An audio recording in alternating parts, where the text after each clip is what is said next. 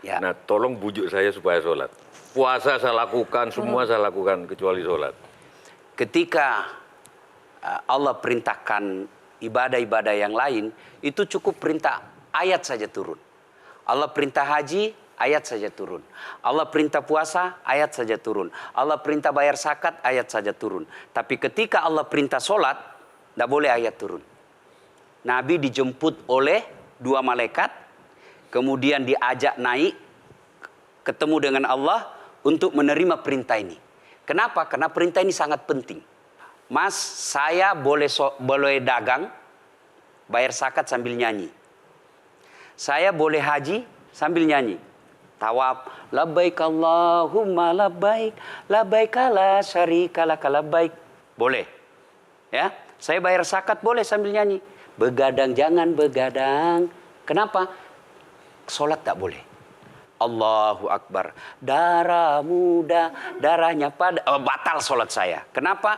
Inilah puncak penghambaan kepada Allah. Jadi puncak penghambaan kalau saya meraku hamba, sholat. Yang paling mulia dalam tubuh kita, kepala. Adik-adik bercanda dipukul pantatmu masih senyum. Dorong dadamu masih senyum. Tapi jangan bercanda pukul kepalamu. Tak, kau pukul kepala saya pasti saya marah. Kenapa? Harga diri di sini. Tapi ketika kita sholat, anggota tubuh yang paling mulia, kepala, rendahkan seperti kakimu. Kita akan masuk ke next box. Ini penting. Kalau saya sudah mulai ini. Oke. Ya, karena kalau ketika saya mau sholat, saya melihat banyak koruptor sholat. Ya. Saya melihat banyak orang sholat yang kalau saya ajak ngomong main HP, nggak punya adab. Yang paling enak memang sholat tidak korupsi.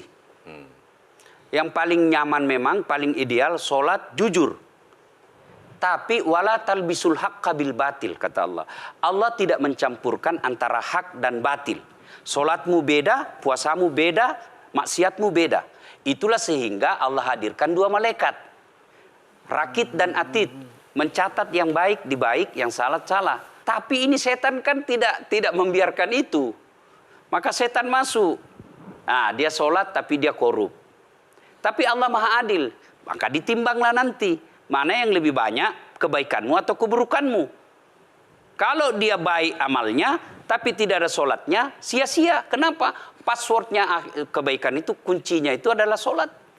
Ustadz ketika naik haji, naik pesawat. Pesawat itu mungkin dibikin orang yang nggak sholat. Iya, betul. Terus gimana dong? Nah, kursi itu mungkin dibikin orang yang nggak sholat. Iya, betul.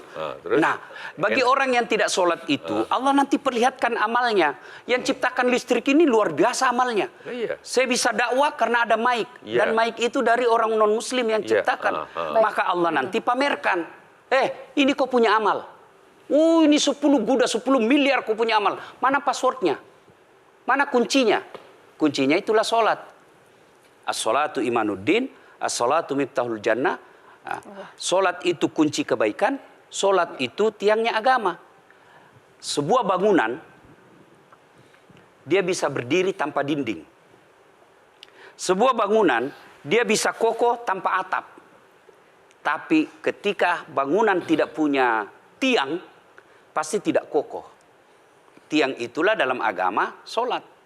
Dia tidak husuk, tidak ada urusan. Allah tidak hitung kamu husuk atau tidak. Kamu datang deh sujud sama saya. Ya. Sudah sholat, idealnya dia bersih. Karena tidak mungkin sholat kalau dia tidak wudhu. Tapi kok ada orang sholat tapi jorok. Buang sampah sembarangan. Itulah keberhasilan setan menggoda kita. Itulah sebabnya kita minta perlindungan kepada Allah. Kenapa ketika melontar 3 jumroh? Orang haji kan melempar 3 jumroh. 1 tiang, 7 batu. Kenapa tidak dikumpul saja itu? 1 kali lempar, tak, tak, tak.